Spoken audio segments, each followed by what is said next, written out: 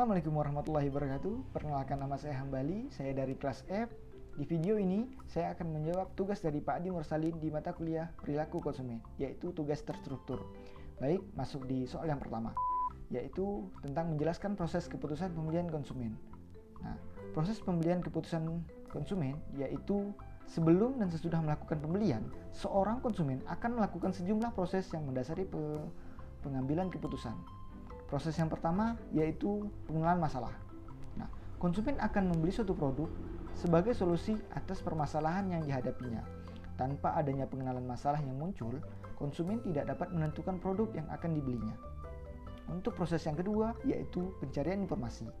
Setelah memahami masalah yang ada, konsumen akan termotivasi untuk mencari informasi untuk menyelesaikan permasalahan yang ada melalui pencarian informasi. Nah, proses pencarian informasi dapat berasal dari memori, dari kita sendiri, dan berdasarkan pengalaman orang lain. Untuk proses yang ketiga yaitu mengevaluasi alternatif. Setelah konsumen mendapatkan berbagai macam informasi, konsumen akan mengevaluasi alternatif yang ada untuk mengatasi permasalahan yang dihadapinya. Nah, proses yang keempat yaitu keputusan pembelian. Di sini, setelah konsumen mengevaluasi beberapa alternatif strategi yang ada, konsumen akan membuat keputusan pembelian. Terkadang waktu yang dibutuhkan antara membuat keputusan pembelian dengan menciptakan pembelian yang aktual tidak sama karena adanya hal-hal yang perlu dipertimbangkan. Untuk proses selanjutnya yaitu proses evaluasi pasca pembelian, yaitu proses terakhir. Proses ini merupakan evaluasi yang dilakukan konsumen tidak hanya berpikir pada tahap pembuatan keputusan pembelian. Setelah membeli produk tersebut, konsumen akan melakukan evaluasi apakah produk tersebut sesuai dengan harapannya. Dalam hal ini, terjadi kepuasan atau tidak kepuasan konsumen. Konsumen akan puas jika produk tersebut sesuai dengan harapannya dan selanjutnya akan meningkatkan permintaan akan merek tersebut. Sebaliknya, konsumen akan merasa tidak puas jika produk tersebut tidak sesuai dengan harapannya. Dan hal ini akan menurunkan permintaan konsumen pada masa yang akan datang. Untuk soal yang kedua, yaitu jelaskan faktor-faktor yang mempengaruhi konsumen melakukan pembelian modul atau keputusan pembelian konsumen. Faktor-faktor yang mempengaruhi keputusan pembelian konsumen menurut Philip Coulter yaitu perilaku pembelian konsumen dipengaruhi oleh 4 faktor. Yang pertama diantaranya budaya, sosial, pribadi, dan psikologis. Untuk faktor kebudayaan, yang pertama, faktor-faktor kebudayaan mempunyai pengaruh yang paling luas dan mendalam terhadap perilaku konsumen. Nah, pemasar harus memahami peran yang dimainkan oleh kultur, subkultur, dan kelas sosial pembeli. Untuk faktor yang kedua yaitu faktor sosial. Nah, perilaku seseorang konsumen yang dipengaruhi oleh faktor-faktor sosial seperti perilaku kelompok acuan, keluarga, serta status sosial dari konsumen. Untuk faktor yang ketiga yaitu faktor pribadi. Nah, keputusan seorang pembeli juga dipengaruhi oleh karakteristik pribadi, yaitu usia pembeli dan tahap siklus hidup pembeli, pekerjaan, kondisi ekonomi, gaya hidup, serta kepribadian dan konsep diri pembeli. Untuk proses yang atau faktor yang terakhir yaitu faktor psikologis. Di sini, pilihan pembeli seseorang dipengaruhi oleh 4 faktor psikologis utama, yaitu motivasi, persepsi, pengetahuan, serta keyakinan dan sikap. Nah, setelah penjelasan tentang proses dan faktor yang mempengaruhi pembelian konsumen, nah di sini untuk soal yang ketiga, saya mengambil contoh pengambilan keputusan suatu produk laptop. Di pengenalan masalahnya.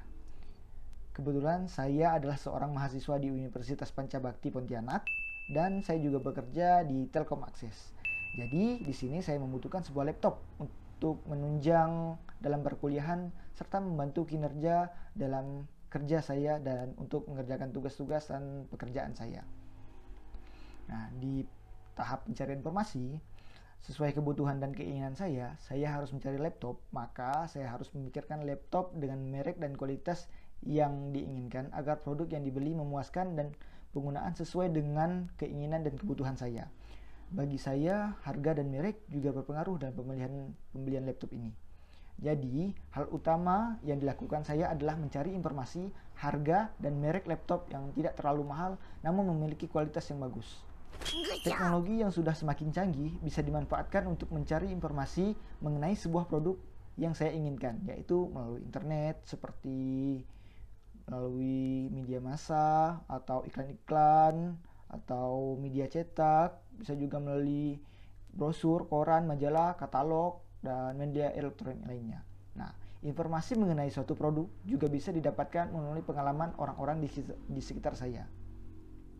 Nah, mengevaluasi di sini masuk di proses mengevaluasi alternatif.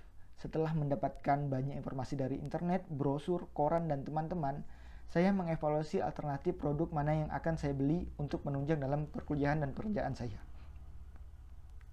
Saya akan mempertimbangkan beberapa hal seperti kualitas, merek, dan harga. Nah, masuk di proses keputusan pembeli, di sini saya lebih memilih laptop dibandingkan PC. Kenapa? Karena laptop mudah dibawa kemana-mana dan lebih praktis. Keunggulan laptop yang saya inginkan adalah mendukung Windows 7, Microsoft Office 2007, baterai yang tahan lama, yang support Wi-Fi, memori yang cukup besar, ukuran yang melebihi dari 10 inci, dan harganya terjangkau. Dan di sini saya memilih dua pilihan alternatif untuk laptop, yaitu Asus dan merek HP. Dan saya pun akhirnya memilih laptop dengan merek HP karena harganya yang lebih murah dan kualitasnya lumayan bagus dan tidak kalah bagusnya dengan laptop Asus. Nah, di proses tahap terakhir yaitu evaluasi pasca pembelian. Setelah saya menggunakan laptop yang telah saya beli, saya merasa sangat terbantu dalam pekerjaan tugas, perkuliahan, dan pekerjaan kantor saya, serta keperluan lain saya. Dan untuk saat ini, saya tidak memiliki rencana untuk mengganti laptop saya dengan yang lain karena laptop saya masih bisa digunakan sesuai fungsinya. Dan saya sudah cukup merasa puas setelah memiliki laptop dengan merek HP ini. Oke, sekian jawaban dari saya. Kurang lebihnya saya